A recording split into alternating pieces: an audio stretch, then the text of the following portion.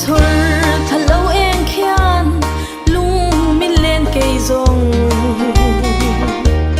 chung tia nga tho kin le ngila lim ni ka tong ma na lung min len tu thian du ta bang kho pui tua la ma ten vain ka tham vel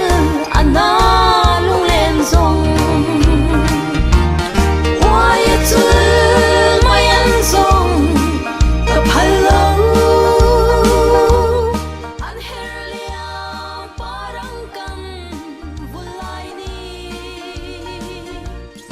o ka chian khong e I om ta